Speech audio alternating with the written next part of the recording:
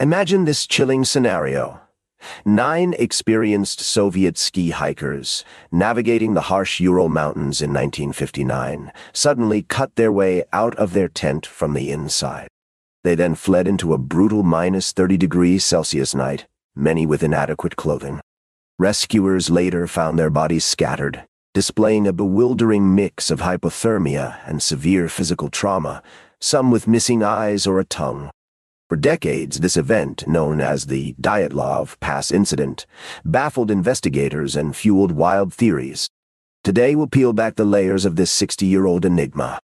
You will understand how modern science might finally explain the horror that unfolded on Kolatsiakl, or Dead Mountain, a mountain whose name perhaps foreshadowed the tragedy. In a few minutes, you will understand the precise chain of events that could turn an experienced expedition into a scene of utter despair. The year was 1959, and an experienced trekking group from the Ural Polytechnical Institute, led by Igor Dyatlov, embarked on a hike of the highest difficulty level. They set up camp on the eastern slopes of Kolatsiakl Mountain. What rescuers discovered weeks later defied immediate explanation. The tent was found cut open from the inside, abandoned in the freezing cold. 5 bodies lay scattered about, some partially clothed, some nearly naked, with no apparent cause of death visible externally. This immediate scene presented a baffling paradox. Why would seasoned hikers, fully aware of the dangers of a Siberian winter, deliberately expose themselves to such extreme conditions? The initial findings only deepened the perplexity of the rescuers. The entire situation presented a dire puzzle with missing pieces. How could a highly skilled group make such seemingly irrational choices in a life-or-death situation? This mystery would linger for decades. The discovery of the first 5 bodies only hinted at the full scope of the tragedy. Finding the remaining 4 would add even more perplexing details to the unfolding narrative. The circumstances were so strange, they prevented anyone from definitively announcing a cause of death for more than 60 years.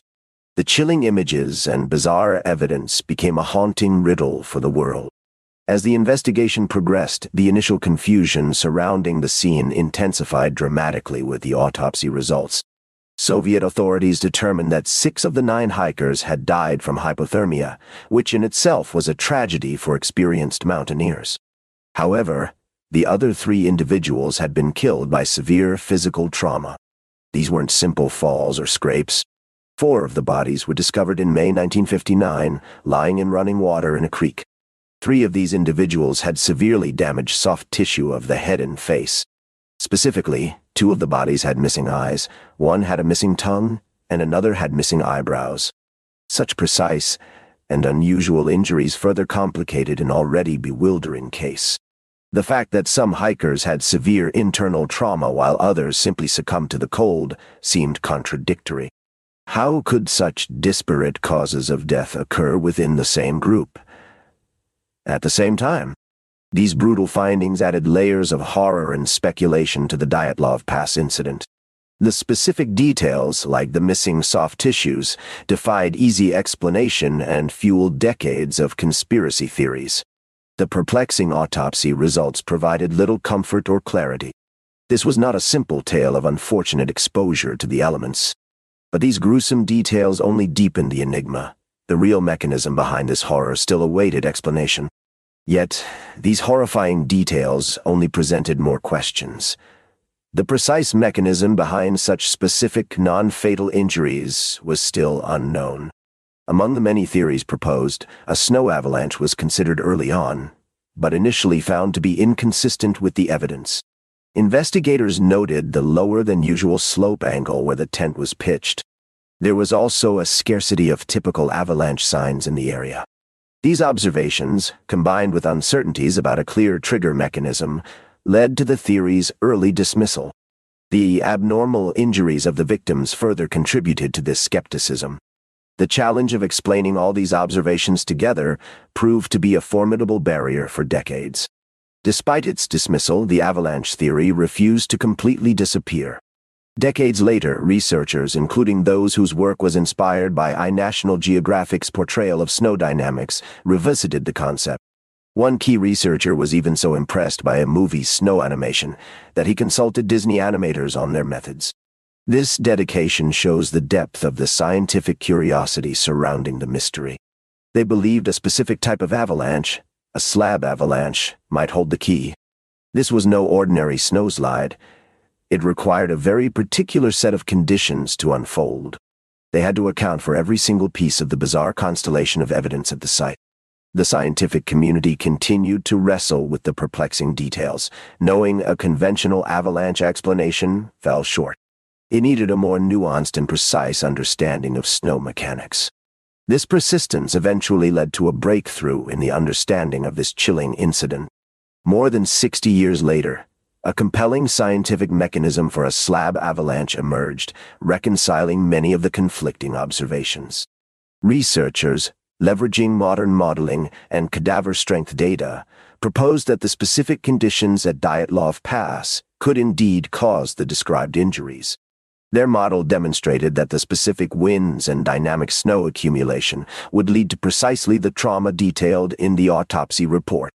This groundbreaking research suggested a slab avalanche was caused by progressive wind-blown snow accumulation on the slope above the hiker's tent. The combination of irregular topography, the cut made in the slope to install the tent, and strong katabatic winds all contributed. These factors, after a suitable time, induced the slab release. The model, validated with data on cadaver strength from a General Motors experiment in the 1970s, explained the severe non-fatal injuries. This suggested the injuries were terrible but likely not immediately fatal. This crucial detail explained how the hikers were found so far away from the tent. The less injured members of the group likely attempted to move and assist their friends after the initial event. It was a desperate flight for survival, driven by trauma and the brutal cold. The science of snow, combined with biomechanics, finally offered a plausible explanation for the previously abnormal injuries. This new understanding shed significant light on the hikers' agonizing final moments. It points to a swift, catastrophic event that was entirely natural, yet devastating in its precision. The answers were hidden in plain sight, waiting for the right scientific lens. This new scientific consensus provided a powerful framework to understand a tragedy. Understanding how a snow slab could cause such specific trauma brings us closer, but the full picture involves another layer of human behavior under duress. The scientific explanation for the injuries finally made sense, yet the initial flight from the tent still begged for a human context. The reconstructed scenario paints a tragic picture. A slab avalanche, triggered by the specific environmental factors in the tent's placement, violently struck the hikers. These were not the instantly fatal blows one might expect from a massive avalanche. Instead, they caused severe, but non-fatal, injuries. In their desperate state, likely disoriented and in agony, the hikers cut their way out of the compromised tent. They fled into the relentless cold, possibly to escape further snow or to find help for their injured comrades. This explains why bodies were found so far from the tent, with some partially clothed.